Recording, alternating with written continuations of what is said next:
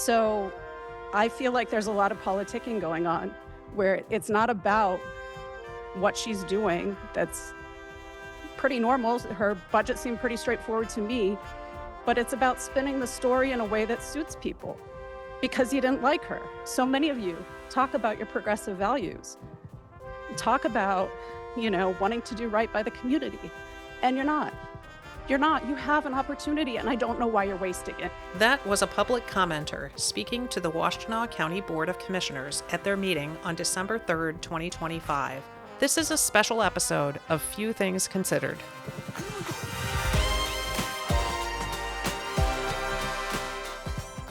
This week, the agenda for the Washtenaw County Board of Commissioners included a resolution to transfer 4 employee positions from the Sheriff's Office and put them under the control of the county's Human Resources Department. Ahead of the meeting, Board Chair Katie Scott and Commissioners Justin Hodge, Andy Labar, and Shannon Beeman released a statement about that resolution, asserting that there were multiple credible reports and complaints regarding the sheriff's internal HR structure.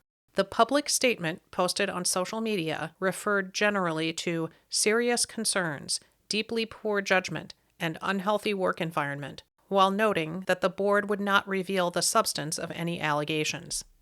That resolution was ultimately approved by all members of the county board, except for Commissioner Youssef Rabi, who expressed opposition to it and left.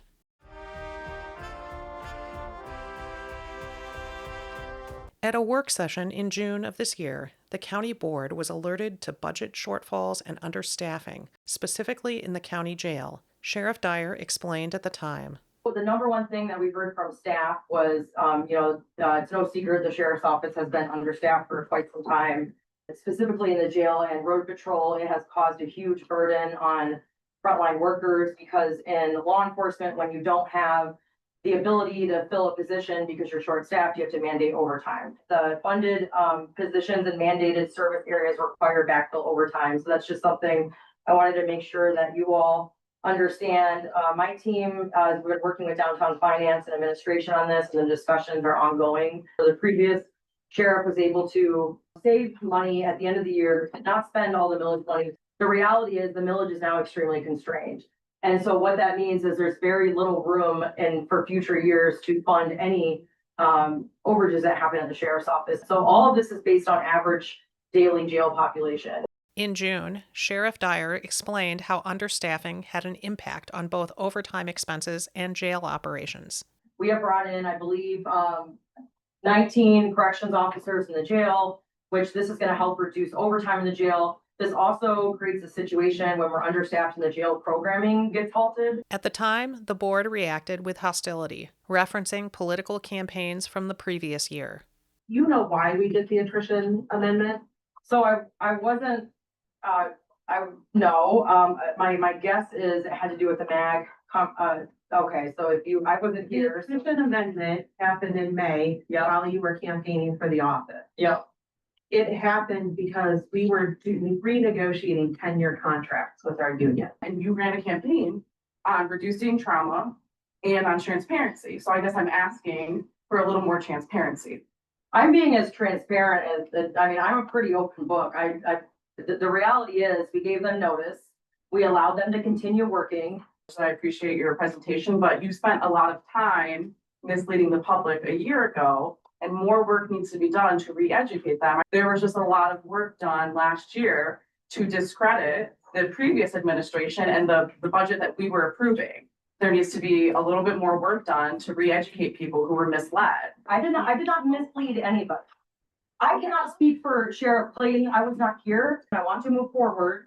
I think we all need to move forward together. We are also in really turbulent national times.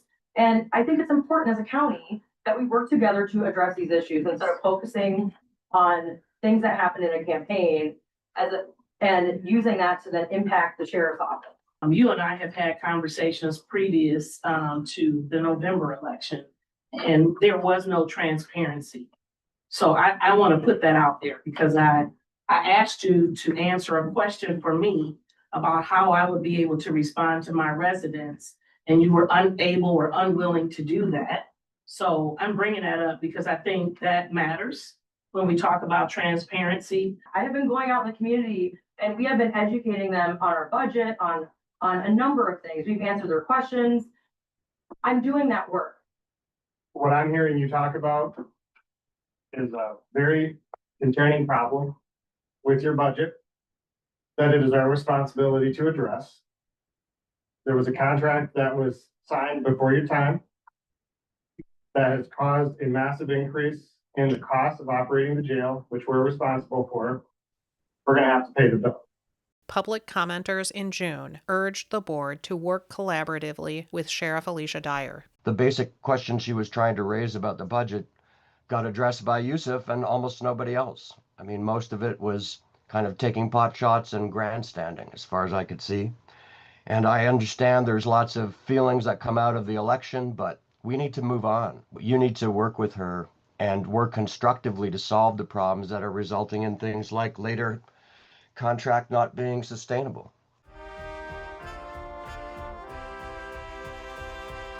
Last month, in November, Sheriff Dyer presented data on the same shortfalls in her budget, as well as cost containment strategies her office had implemented. The county board reacted. Are you not able to hire? Are people not interested in working for Washtenaw County Sheriff's Department? What's Karen's contract for working once a week? I can pull that if you would like. I would respectfully, I mean, I feel like we should stick to talking about the budget. That is the budget. And when you're coming to us with this, just saying, we need this much more, and this is just what we get, it doesn't seem fair. It seems like we're rewarding something.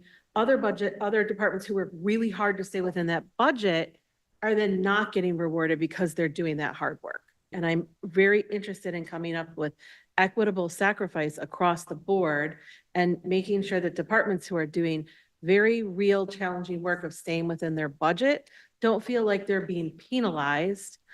What things was your office doing to try and mitigate some of these expenses? It's like having 6 kids and one of them is always causing a problem. The other 5 are not, you don't hear a peep from them, but you still need to take care of them. Sheriff Dyer specifically outlined the hazards of an underfunded and understaffed county jail. In response, several county commissioners suggested that lockdowns should be implemented as a cost-saving strategy. So maybe there's not full freedom 7 days a week. Maybe it's 5 days a week. This means that for 2 days a week, people would be sitting in their cells all day. Like, there's a real human impact to that I could not support.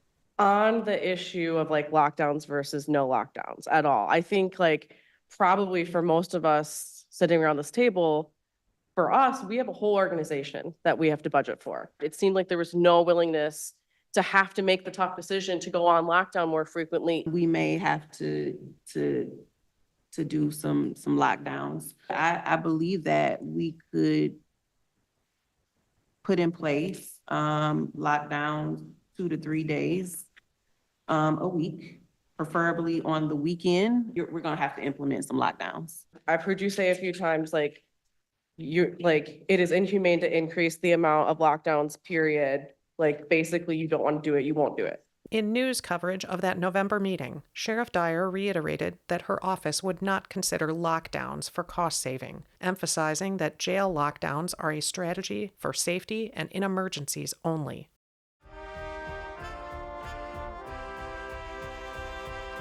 At the December 3rd County Board meeting, public commenters referred to that controversy and challenged the board. When you lock these people in these cells like that and not allow them to come out to have recreation, to not allow them to go to school, to not allow them to attend programs that a judge might have ordered, to not be a part of the narcotics program that might be treating them, a GED program that they might be trying to complete, just because you want to save a few dollars. If you lock the wrong person up and punish them while they're being held without being charged with anything or being found guilty, when they get out and they go down to one of these lawyers, I've seen it done. They've sued for millions of dollars for mistreatment while they were being held.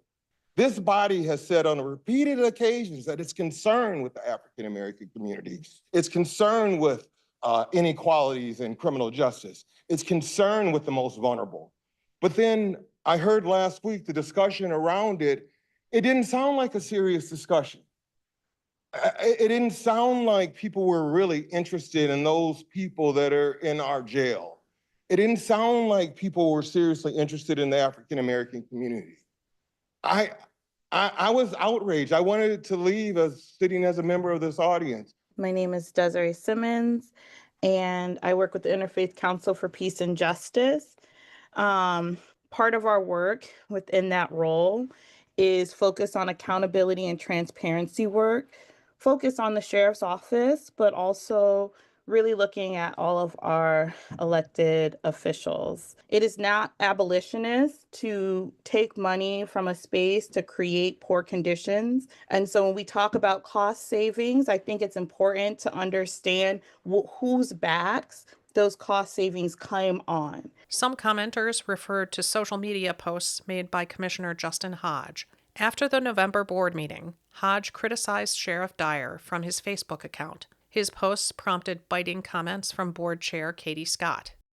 I ask that you stop using Facebook to demean her, that you stop talking down to her like she's a child in meetings, that you support her vision by funding as much of her plans as possible, and that you show deep respect for her as a young female progressive sheriff. I'm really shocked and appalled by the behavior of Commissioners Hodge and Commissioner Scott towards Sheriff Alicia Dyer. I've never seen such unprofessional behavior from locally elected officials towards another locally elected officials on social media and in this very room. It's discouraging to see such childish behavior from elected officials. Multiple commenters expressed concerns about how the commission has engaged with Sheriff Dyer since she took office earlier this year.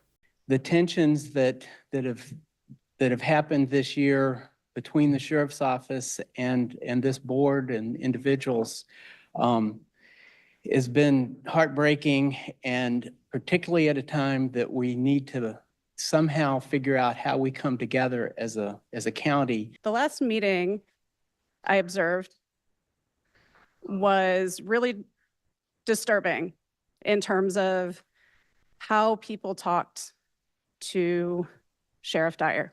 I've never seen commissioners scold a professional that way in public. I can't imagine working for an organization where people talk to her so condescendingly. You're smart people. I know you're smart people. And I just don't understand why that tearing somebody down is more important than using this opportunity. It's not an either or, it's not a zero sum. It's an opportunity to make real changes that benefit all people in the community, and especially the most vulnerable. And some of you claim to care about the most vulnerable. I brought students into our last meeting because we wanted our students to just learn about civic engagement and to engage with the civic process. And it was just embarrassing to see just the berating and the type of things that were going on in that meeting. Everybody's watching you guys, and it's inappropriate. It's time for us to come together. Public commenters reminded commissioners of the election that happened in 2024, in which 8 of the 9 county commissioners endorsed a different candidate for sheriff, a candidate who ultimately lost to Alicia Dyer. We elected her because she has a more holistic vision than her predecessors, and therefore her priorities within her programs will be different, and different costs will be associated with them. We elected her, and we want you to support her. The voters of Washtenaw County, the same ones that voted for you all, they voted for Alicia Dyer. Derek has a great job right now. I don't know what this confusion is. This sheriff has been here less than a year. I watched you all with the prior sheriff. You never said anything about what he did. Like, it would be a how dare you to speak on things that the sheriff did. You haven't even given her a chance at all. This is her first year. We got to do better. Some community members suggested mediation or other methods of resolving conflict. I've been involved in a lot of divisions between people. And if you can get people to sit down, listen to both sides honestly, you can find a resolution. And I'm not blaming anybody. I'm not making any allegations tonight because I specifically want you to know that Ian and I both are willing to sit down with you individually, hear your side of it. Maybe we should bring the Dispute Resolution Center in so that you all can sit down and we can get over whatever this is. It does not serve this county well at all.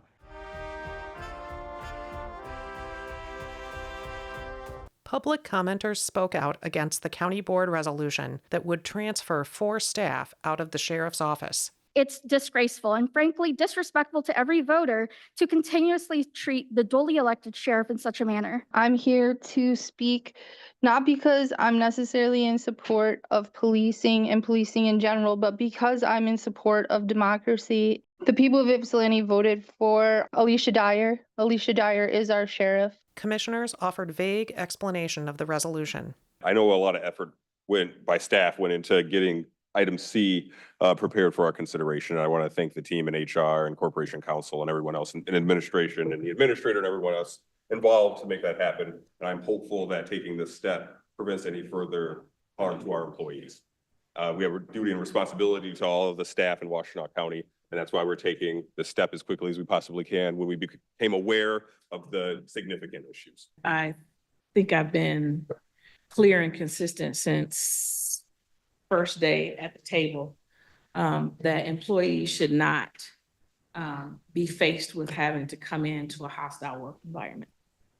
And that it is our responsibility to make sure that every employee has a level playing field. I'm happy that the majority of the commissioners are supporting this initiative to show support for our staff. I think we're doing the right thing. I think we are in a constrained period of communication, and I think we are trying our best to communicate as much as we can, as quickly as we can, in as accessible a way as we can, while valuing above all safety, privacy, and legal considerations. I appreciate the staff putting this together. I appreciate the speed at which we're moving. And I appreciate that we are not able to share as much as we wish we could at this time, and that we will when we can. I will say that I had expressed some concern about moving as quickly just because I still have unanswered questions, but I'm still going to vote in favor of this because of the information that we were made aware of at our last board meeting in closed session. In discussion, Board Chair Katie Scott reframed what happened at the previous meeting. It is an unfortunate conflation that the budget issue came on at the same time of hearing about some of these concerns. Despite what anybody might believe, they really are not connected. They just happen to be conflated at the same time. That word lockdown or discussing lockdowns was no place in the material we had prepared for us talking about what was happening with the Q3 budget adjustment. And I think that issue became sort of blown out of proportion in the sense that that's what we were talking about when we were talking about Q3 budget adjustment. And that is what it is. It happened. Speaking to local radio personality Lucy Ann Lance, Sheriff Dyer explained her efforts to work with the Board of Commissioners. But my hope is, and why I presented on the budget, was to educate them so they do understand, because law enforcement and running a sheriff's office is very different than your 9 to 5. And my hope is to collaborate with them and work together to really effectuate change for the people at the sheriff's office and our community. She addressed the board's resolution regarding the 4 staff in her department. So that resolution did not change anything, and I want to make sure I'm clear about that because it's caused significant stress and confusion for my employees. We found out about that on a commissioner's social media page. The resolution they passed was categorically false, extremely damaging to my employees and my staff and the reputation of the sheriff's office. There is no truth to it. And the timing was very interesting because that resolution happened after they were getting a lot of backlash for comments they made about the budget. Sheriff Dyer has told WEMU that the county board resolution violates the Michigan Constitution, which gives her authority over the operations of her office. If you'd like to see more content like this, like and subscribe.